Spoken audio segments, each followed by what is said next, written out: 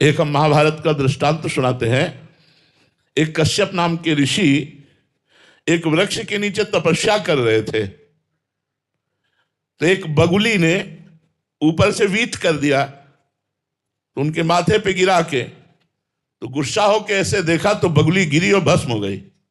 भगवान व्यास देव जी ने लिखा महाभारत में। उनको लगा मेरे में बड़ा पावर आ गया। वो एक घर में गए और कहा भिक्षाम दे। तो एक नौवधू निकली, प्रणाम किया और कहा महाराज कुछ क्षण रुको, मैं तुरंत भिक्षा लेके आती हूं। वो भिक्षा के लिए घर में गई तो दूसरे दरवाजे से उसका पति आ गया। घर में किसी किसी में 2 दरवाजे होते हैं। उसने तुरंत पति का आदर किया, उनको ले जाकर आसन पर बैठाला, उनसे मृदु वचन बोले, जल पिलाया। जब स्वस्थ होकर बैठ गए तो पतिव्रता थी, उसने कहा भगवान आपके घर के दरवाजे में भिक्षुक खड़ा है, क्या उसको भिक्षा दे दें? उनका अवश्य अवश्य, पहले जाओ उनको भिक्षा दो। तो इतने में कुछ विलंब हो गया।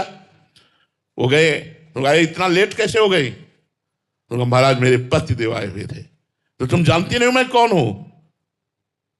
ज्यादा बोलने लगे कश्यप ऋषि। ये लिखित महाभारत की कथा है।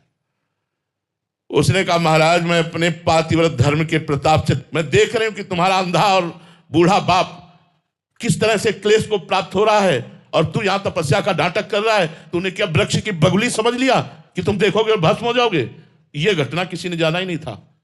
अब तो उनके होश उड़ गए कि यह बात कैसे जान रही है एक नौवधू गृहस्थी में रहने वाली। तो उन्होंने हाथ जोड़ा और कहा देवी ये बगुली के भस्म होने वाली बात आप कैसे जान गई?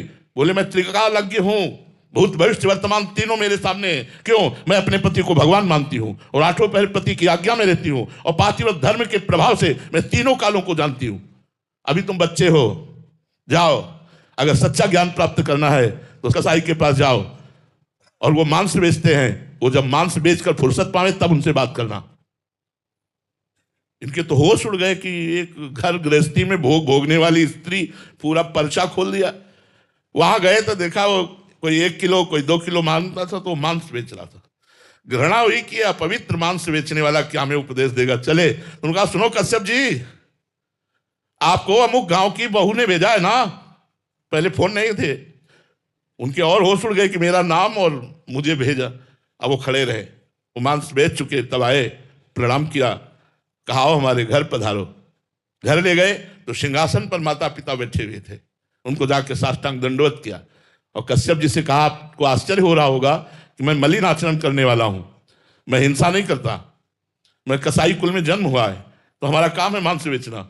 मैं अपने धर्म के अनुसार मांस बेचता हूं, और उससे जो धन आता है अपने माता पिता को भगवान मान करके सेवा करता हूं और नाम जप करता हूं। उसी के प्रभाव से तीनों कालों का हमें ज्ञान प्राप्त हो गया है। जाओ अपने पहले बूढ़े माता पिता की सेवा करो, और खूब उनको प्रसन्न करके जब उनका शरीर पूरा हो जाए या उनकी आज्ञा हो जाए तब भजन मार्ग में चलना चाहिए।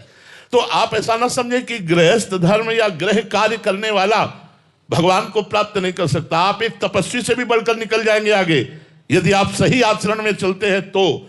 गलत आचरण करें तो चाहे बाबा जी हो चाहे गृहस्थ, दोनों नरक जाएंगे। जरूरी थोड़ी कि भेष रख लिया तो हमारे लिए विमान ही आएगा। नहीं नहीं, अगर गलत आचरण बन गए तो नरक मिलेगा। हरे शिष्य धन शोकन हरे सो गुरु गोर नरक मा पड़े। गुरु जी को भी नरक जाना पड़ेगा, ये सिद्धांत है। इसलिए ये कोई गृहस्थ ना सोचे कि मैं गृहस्थ होकर भगवत प्राप्ति नहीं कर सकता। बहुत अच्छे से प्राप्ति कर सकते हो, वह धर्म से चलो। हमारे 2 मार्ग हैं शास्त्र के द्वारा, एक निवृत्ति मार्ग अर्थात बाबा जी, और एक प्रवृत्ति मार्ग अर्थात गृहस्थ। दोनों से भगवत प्राप्ति खूब अच्छे ढंग से हो सकती है यदि हम अपने अपने धर्म के अनुसार चले तो।